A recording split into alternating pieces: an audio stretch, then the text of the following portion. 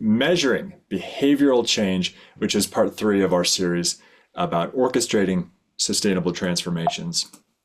So my name is Bob Turnus. I look after enterprises and partners here at LAI. And I often joke that, or say that, I love living at that intersection of process, technology, and good intent to help organizations transform, as well as the people within those.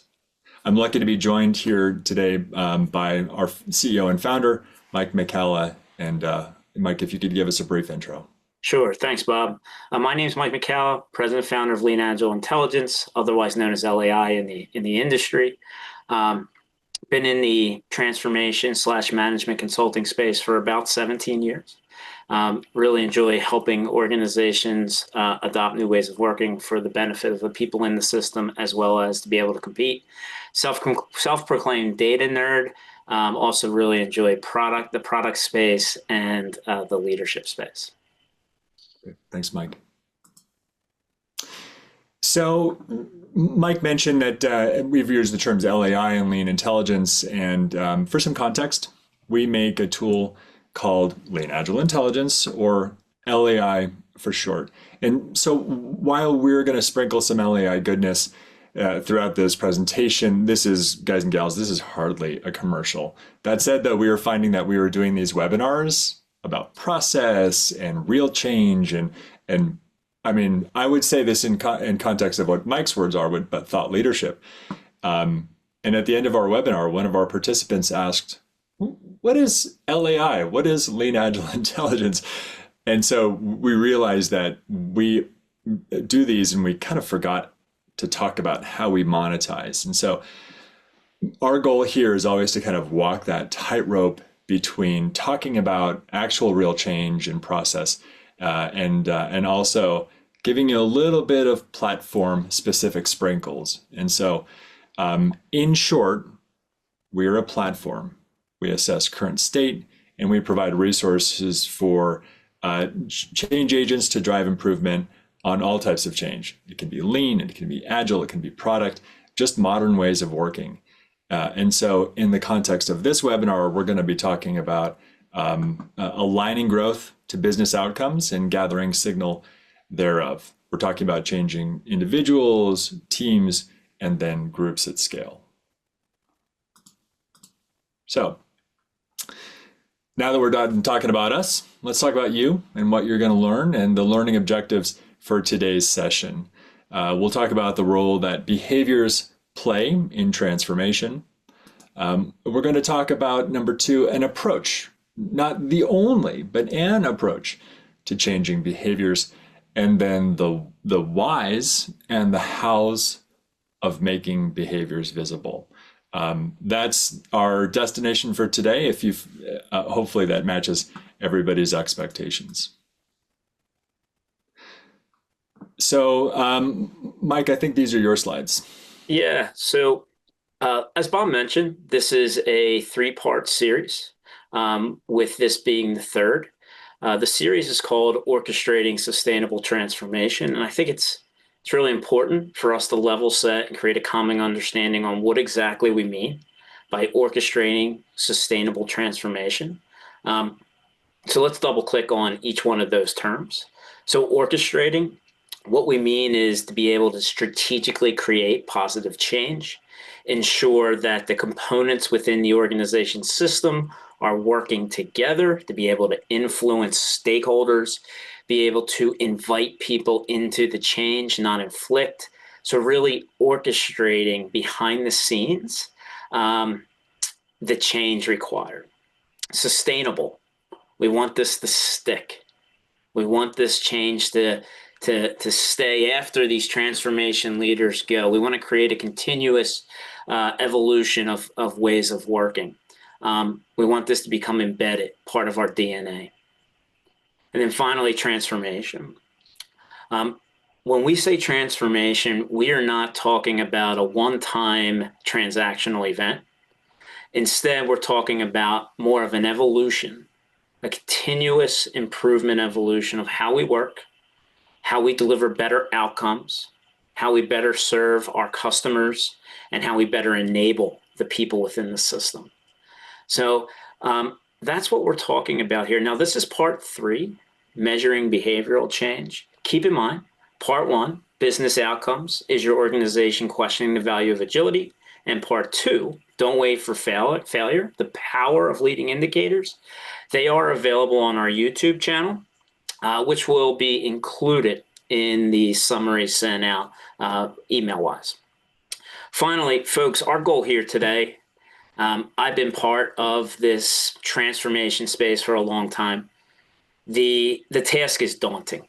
It is daunting. And our goal for today is to give you something practical, something that you can use, some ideas, just a different way to think about things, how you can go about changing. That's our goal here today, because we're all in this fight together.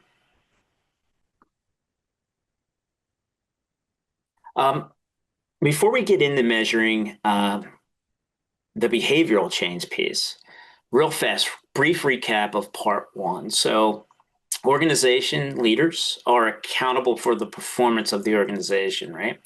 Whether that be reporting to the street, reporting to a board. I assure you that whether or not we're using SAFe, LESS, Scrum, or Kanban does not keep them up at night, folks. Okay, they care about achieving their objectives, moving the path forward, thinking about how do we generate more revenue, how do we save costs, how do we mitigate risk.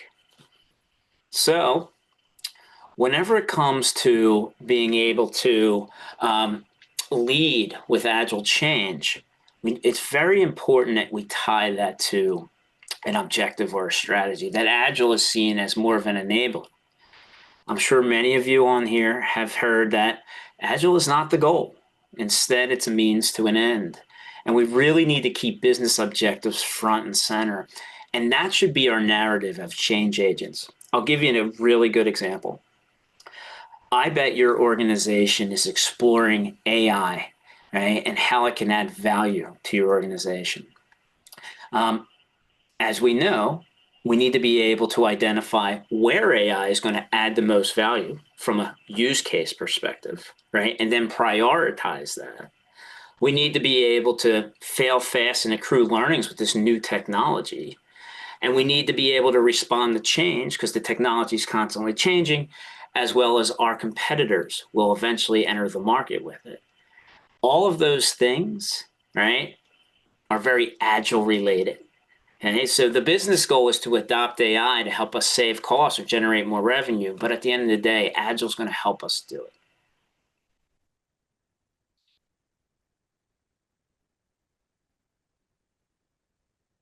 Bob, you're on mute, bud. So I am. So let's talk about the value of qualitative metrics as a whole. So qualitative metrics do a few things, and I'll just kind of read through this slide. It's valuable to see all of these benefits. First off, qualitative metrics help us understand the human and the cultural aspects of transformations.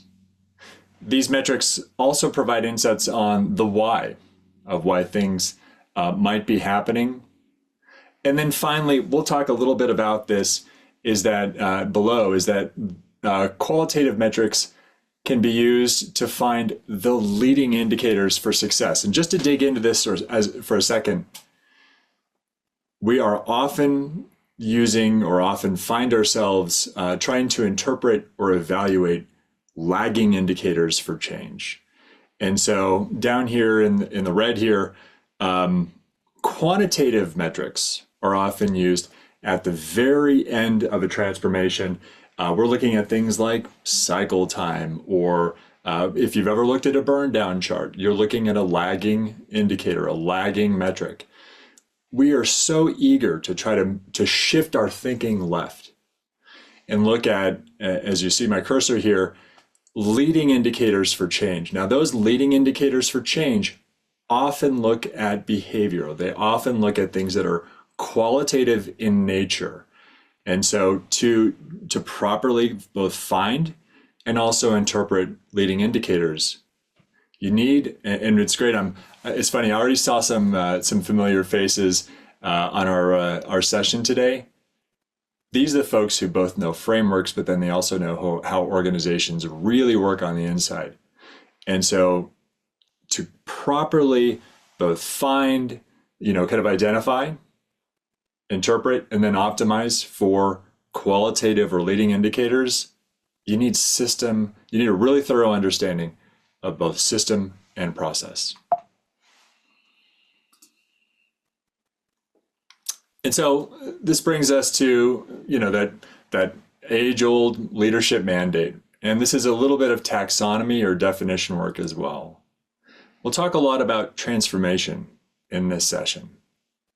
Now, as we are defining it, transformation is the continuous evolution of how work is completed, or how work gets done, how value is created, and then importantly, delivered.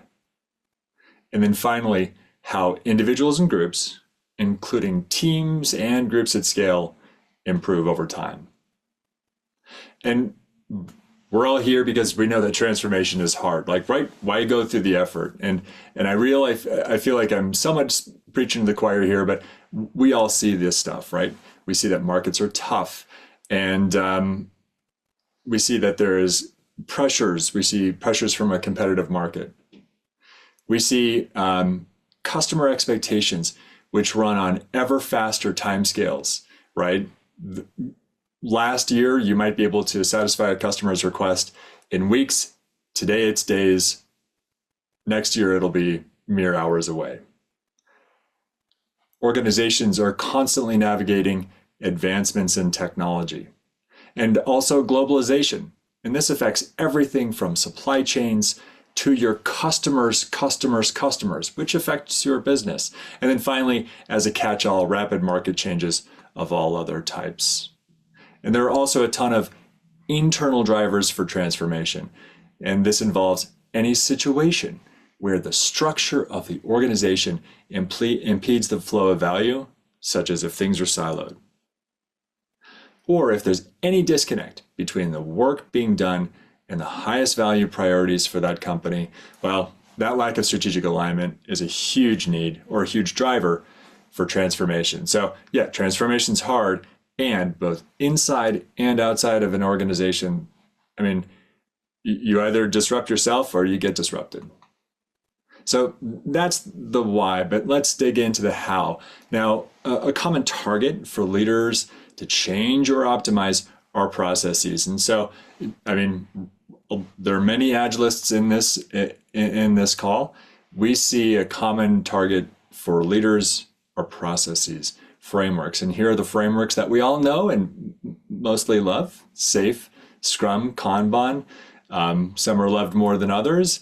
And I'm sure we all have our favorite framework that we can implement. Now, these frameworks get paired with technology to both support and reinforce the discipline. We know these as Jira, Mural, Teams, or any other collaboration tools. But what about including, like, from that systems level perspective, people? How do we systematically assess and change behaviors, which are the foundational elements of a culture? And here's some examples of behaviors: decision-making, collaboration, safety, generally psychological. Well, we're all here today because this is the biggest sticking point, and this is backed up by industry studies, right? I see, Linda, you're on video, I see you nodding. So it's like, we all feel this, right? So let's look at what the stats are on transformations as a whole, and they're terrible. Every time we've used this slide in a couple of different webinars, and every time I see these stats, it just blows my mind. These are the companies. These are the big global system integrators and consulting shops, and they're like, it's kind of scathing about not necessarily their own efforts, but transformation as a whole. BCG says 30% of digital transformation succeed. McKinsey and Company gives the exact same stat, flipped around, which is 70% that transformations fail. And Bain and Company is even more pessimistic, 88%, right? It's like, what's the math there? It's 7 out of 8 fail to achieve original ambitions. Right. And David, smart comments in the chat about McKinsey also being included. I mean, it's so fascinating. But we're not here to just to commiserate about how hard transformation is so hard. We're here to look at the causes. Right? And when we dig into these stats, it becomes a lot more, it becomes helpful and actually useful, right? BCG says one of the key factors for success is embedding cross-functional, mission-oriented, fail fast, learn behavioral change, right? In bolded letters here, behavioral change across the wider organization. McKinsey, very similar thing is behavior is the major barrier. And McKinsey, no surprise, is that the biggest impediment is, well, corporate behaviors. The consistent theme here, right, is behaviors. And so let's look at how transformations typically play out in organizations. I love this iceberg slide. Prima is our graphic artist. Thanks for putting this together. I think it perfectly talks about, the visible and also kind of what's lurking just below the surface. So leaders typically look at technology and tools, right? We're going to implement a framework, and then we're going to have a tool on there to implement the framework. And by the way, I'm sure this is not trauma dumping. I feel like we all probably have seen this within our careers. The yes and is so we see this happen, right? These are easy to implement and govern. We put in Jira, we put in Rally or Miro, etc. Plan view, pick your tool, and then we throw in a process, and these are the elements of what that process looks like, right? But what about people and behaviors? That's like the invisible stuff. It's squishy. There's no metrics around it. It's hard to actually change this stuff. And so leaders just kind of imagine that that's just going to come along for the ride. And as such, it's really difficult to address. Here are some of the things that we hear, some of the hallmarks of, for instance, the behaviors that comprise true organization. Yeah, we've done Jira and we've done stand-ups, right? But our priorities truly clear and followed.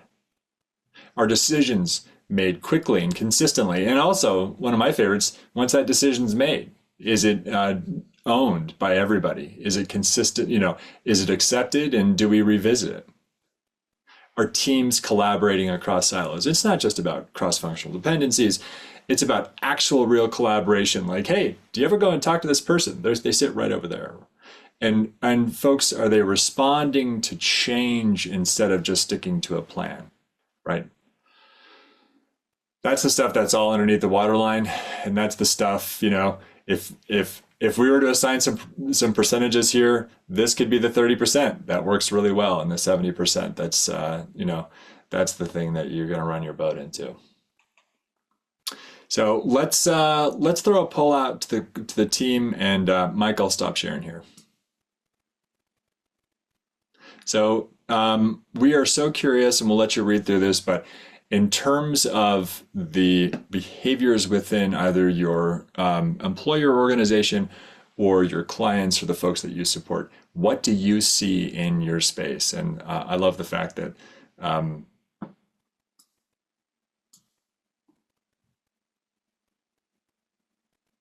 that people are already answering.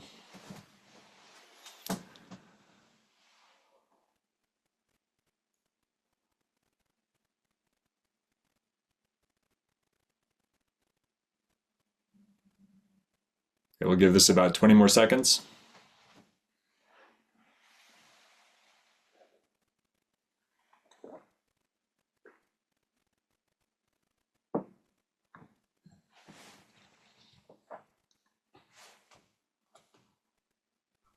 Okay, we'll wrap up this poll here. I'll end the poll, and then I think we should share the results, Mike and Prima.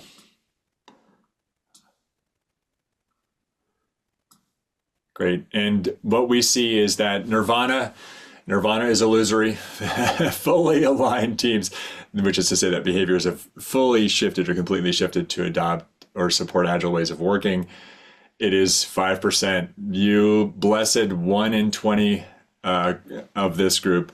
Good for you folks. And then most folks are either partially or not yet aligned, which is to say that there has been little to no behavioral shift or some shift, but not consistently. And thanks for joining our session today.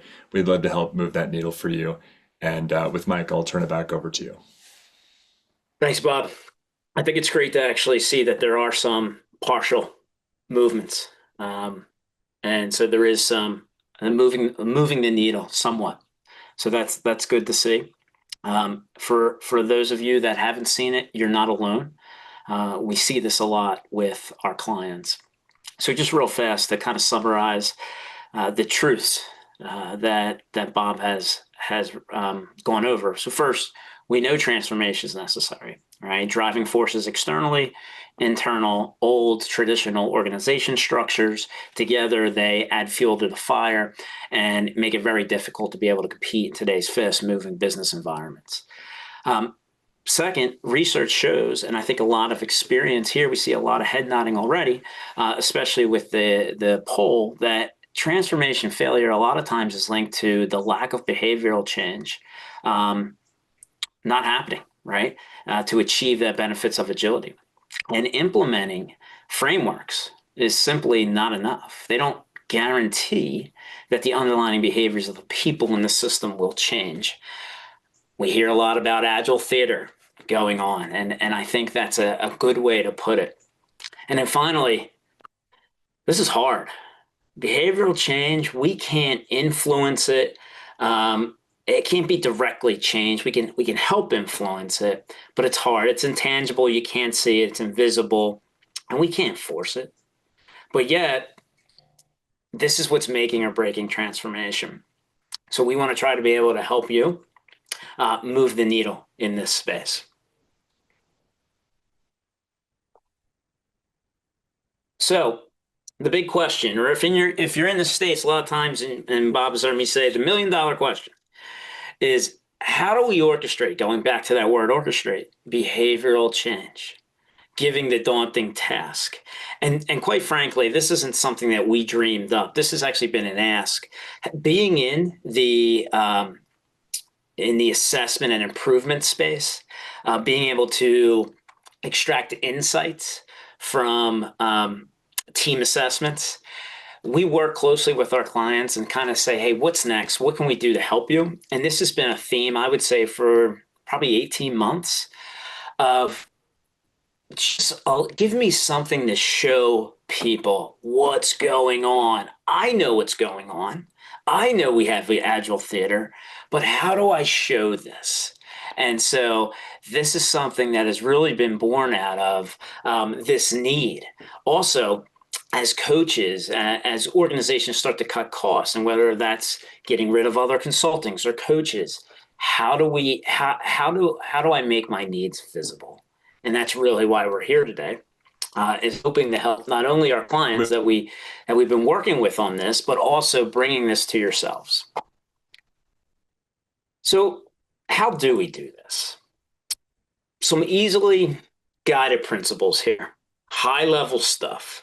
Number one, make them visible. We're going to double click on this and get into how we can do this. But the reality is you won't be able to change what you can't see.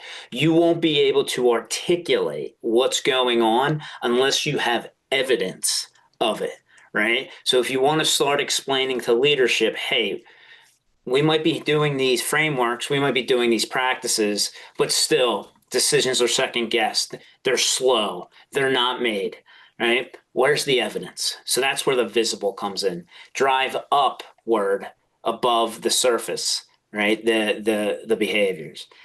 Tie behaviors to strategic outcomes. This comes back to our theme from one of our earlier sessions that talks about what is it that you're after from an outcome perspective? What do you need? Ask yourself, what do we need from our operating model to be able to deliver on our business goals?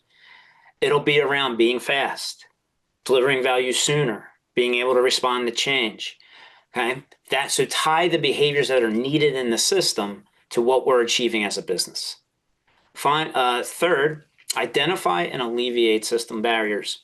I don't need to tell this group that if the system of the ecosystem in which teams operate is not congruent to their ways of working, say at Agile, then there will automatically be frictions. Some examples that immediately come to mind: funding. For doing annual funding, it's hard to necessarily respond to change when we have to.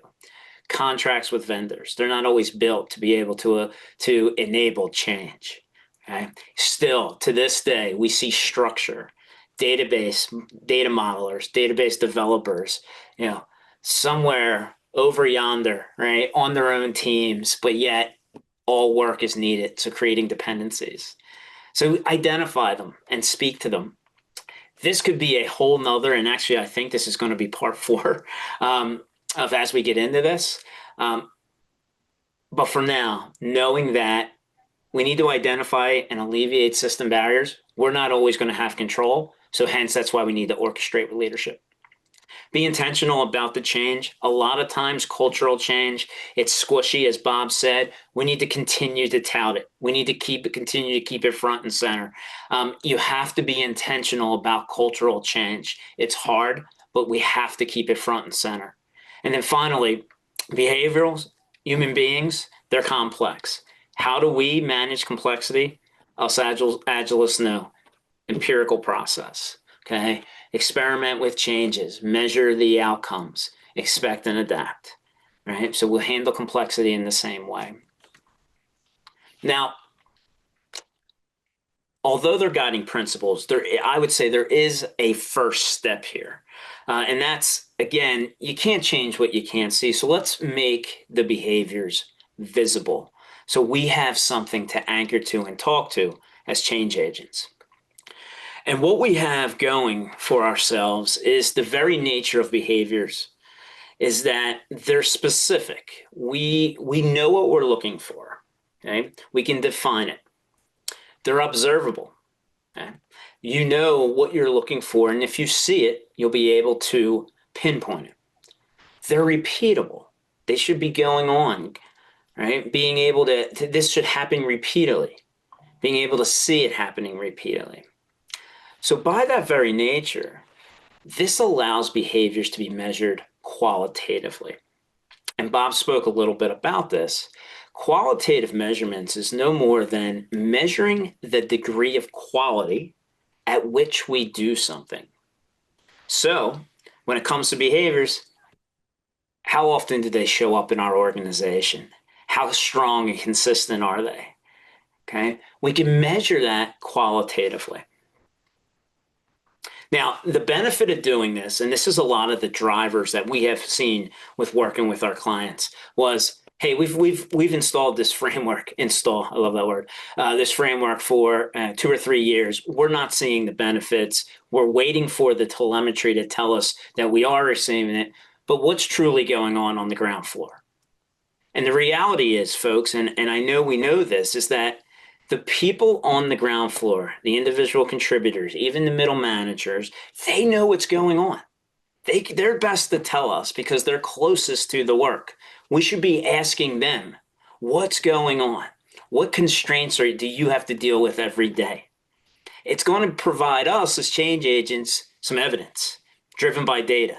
Now we have a talking point that we can point to that may be able to help recalibrate some of our change efforts. And then ultimately, we're going to be able to do this quickly. You don't necessarily have to wait for telemetry and metrics and an installation of systems. Let's just ask the people. Let's simply ask the people. And so all of this, I'm sure you're saying is, okay, this makes sense, Mike. I get it. But how do we actually do this? What are the mechanics? And that's where we're hoping to help you. And with our clients, we have created an assessment. We have many assessments, as a lot of you know, but this is a little bit different. And we're excited about this.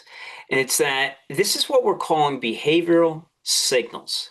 And basically, instead of assessing techniques to do a specific practice, hey, backlog refinement, are these things in place?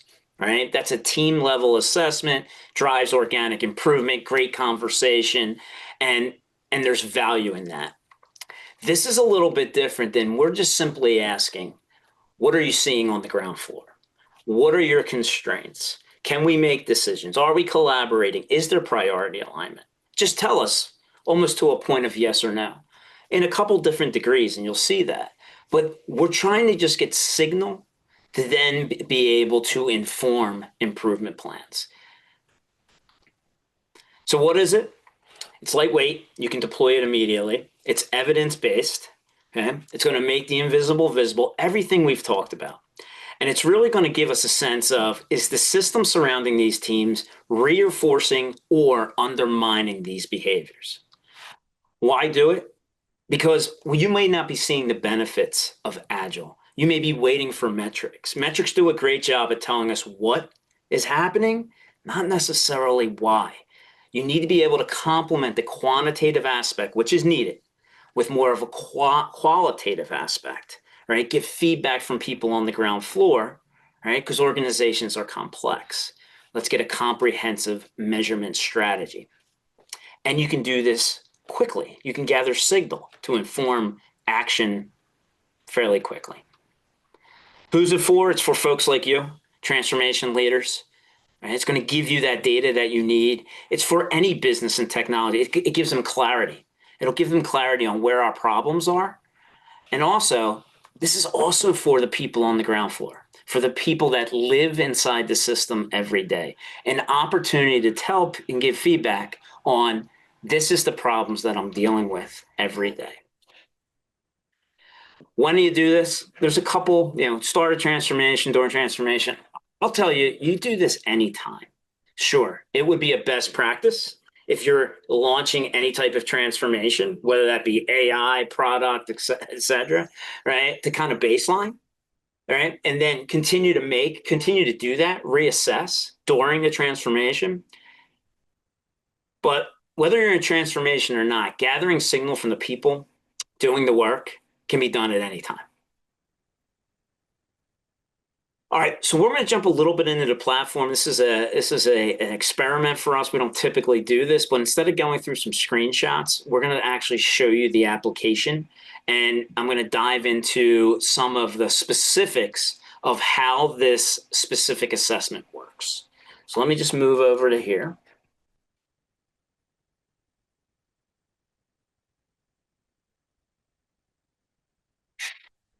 Okay, so you should be able to see behavioral signals. This here, a couple things that I want to highlight here. The capabilities, right? That's just a construct that we use in LAI. We assess capabilities.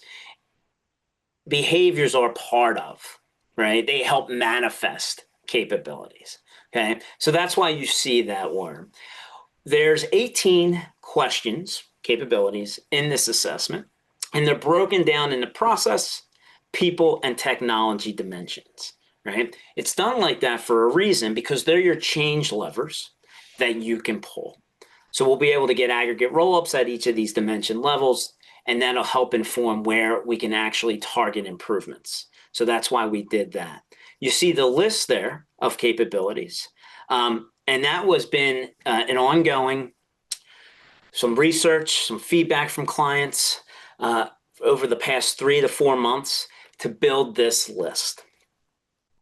Let me show you what one of these looks like. So for every question in this assessment, there's a couple key components. The first one here is, if you look at the name, it's priority alignment. Okay, what do we mean by that? To what extent? So there's that degree level measurement. To what extent are priorities clear and aligned so that everyone is pulling in the same direction and flowing seamlessly? Now, every question will also have a so that, right? The idea here is that it'll trigger, what is this preventing? We all know, but when people are taking this, it gives them more of a perception. It gives them more of context. Like, oh no, we don't row in the same direction for sure. Lots of friction points. Then for each one, there's 5 stages. What we do a little bit differently is, in the starting stage, or the absent stage for the specific assessment, we show you the anti-pattern. And within the anti-pattern are the system ramifications that typically impact this behavior. We're doing this to be able to put the folks that are taking this assessment, put them in that perspective. Oh, yes, that's us. Okay. So for example, priority alignment. We don't know what our priorities are. Here's some system anti-patterns and frictions I'm sure many of you have seen. There's no shared understanding of what matters. Everything seems urgent. And because everything gets put on the highway, nothing moves forward. So that sets the stage for the participants. Then as we go from left to right, we're going up one, let's call it additional degree. So for example, we're giving priorities. So at least we get them in the beginning, but they're loose and our urgency often overcomes them. So you see that system ramification creating friction. Same thing for norming, but again, another step. We're doing better here. We have clarity and alignment. All right, good. We got alignment on priorities. Work does move forward. We stay pretty intact, though occasionally there's going to be a misalignment or an unexpected urgency. Okay. Then finally, as we move into sustaining, we talk about consistency. We do a really good job, right? And then as you move into optimizing, it's all about expecting and adapting and creating better ways to do things. So this is how all of the questions are created within LAI for this specific assessment to be able to give a little bit of a system flavor, right? Put people in, let people reflect on, are they impacted by the things that a lot of us as change agents see every day? One other example is strategic alignment. To what extent is there clear understanding of how your work aligns with the organization's strategic goals? Why? So that people focus on what matters most and contribute to meaningful outcomes. The anti-pattern strategy is something that leaders only discuss. Why do the worker bees need to know? Why do individual contributors need to know? Okay. And there's no way I can tie this up to my work. And then as we move on, we're aware of the goals, but it's unclear how we tie. We understand how our work connects, although the link isn't always so clear. We consistently have line of sight, traceability, in how our work aligns. So this is how this is meant to be within the application. And so you can segment the results. I'm going to jump into results in a second. For this specific example, a pretty typical example, you have a digital product group using the product ops operating model, and then they're broken down by product groups, onboarding, payments, and reporting. And then they have 3 teams underneath. This allows you to get an aggregate view at the very highest level to be able to identify patterns, and then to be able to drill down into the other groups or specific teams. So what do we do with the results? What is something practical that you could do? The first thing is this will give you the insights to drive those conversations and target the high impact areas. If you look here, right, this is at the digital product ops level, right? This is our spider graph, which will just show you the individual behaviors and the trends over time. And over here, we'll just simply say, where are you doing well? Where are you not doing so well? The other piece of any type of self-assessment is, do we agree? Or is there some dissension, some disagreement? So if I look at this and I look at priority alignment, I can see we're not doing so hot. On a scale from 0 to 4, we're a 1.07. Okay, that's an average across, I think 87 people answered this. And we all agree. Well, this gives us something actionable. We now know, like, hey, we don't have the alignment we need. You can drill down, and I have it open here, and you can start to look at, this is the strategic alignment, but you can start to look at the different votes. You can then start to look at comments. So comments is something that we promote at LAI. It gives you that next level of insight beyond just a person's vote. Hey, why'd you vote the way you did? We have AI summarizers that help us bring that information together. And so you're starting to gather more insight. Enable alignment in strategic conversations. So a lot of leaders will say, you can't go there with ad hoc opinions. Have data. So this enables the conversation and the alignment. An example here would be role clarity. All of these teams are in a specific group. However, there's a big disagreement between where they're at. So that could be an intervention point to do some due diligence and actually see where is the dissension, who thinks what, right? And let's actually bring this group together to iron it out. You can also look at the roll votes and is there any variability there? So what we're getting at here, folks, is it's not the scores, it's the insights, it's the evidence based because it came from the ground floor. By the way, it's anonymous, right? So hopefully people feel safe in telling you what they think. And then hopefully it provides you some evidence-based data to take action. Deploy coaches where they matter most is another thing that you can do. And we just had this conversation with a client at 10 o'clock, Bob and myself, where they were talking about, how short-staffed they are and where do we help.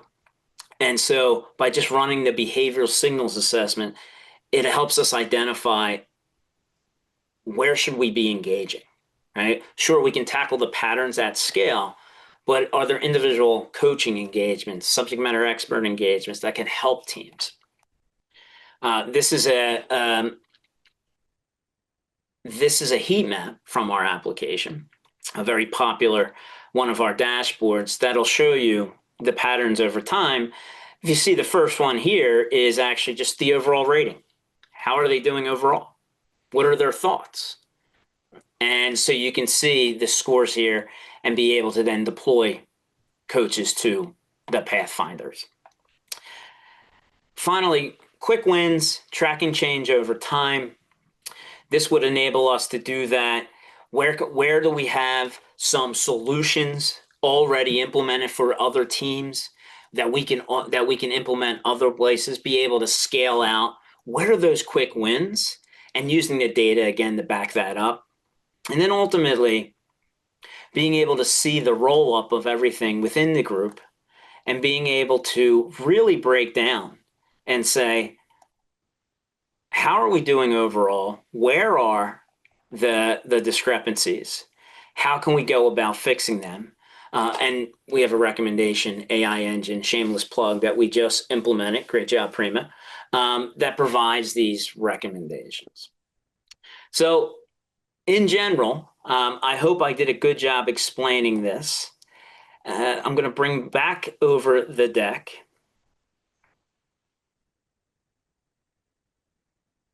And wrap this up. So folks, no pressure here, obviously, but this is a new initiative for us, something we're excited about, something we feel that can help, giving the feedback that we've gotten. So we're going to run a poll here. We're offering a beta program. It's free to actually give the behavior signal assessment a spin. If you would want to opt in, now is the time. And Bob can reach out to you, and we'll set up a brief call and get you moving. Again, this is meant to be to drive quick action, and so there's not going to be much friction here, folks. Again, it's a beta program. For us, it's a win-win for you to get some value and hopefully experiment with this approach, and for us to get some feedback from you. If now's not the time, awareness is always important. So as you can go forward in your journey, keep in mind LAI and the signals assessment. And give me some time. Go ahead, Bob. Yeah, Mike, great thoughts and good activity and interest thus far in the poll. Hey, I'm going to do you one better. Is I'm going to drop my meeting link into the chat, and should anybody have questions, whether it's about lean and agile transformations in general, or if you'd like to see more about LAI, or if you have any questions whatsoever, feel free to use that meeting link to select time on my calendar, and I look forward to connecting with you. For sure. And what I'll do, Bob, I'm going to put your information up there. There is your meeting spot, hotspot, HubSpot. link. And for anyone who wants to stick around for the next 9 minutes and have some brief conversation, we're happy to stick around as well. But I do want to thank you for your time. Um, I want to thank you for attending this session, and we look forward to just exploring other options with you going forward.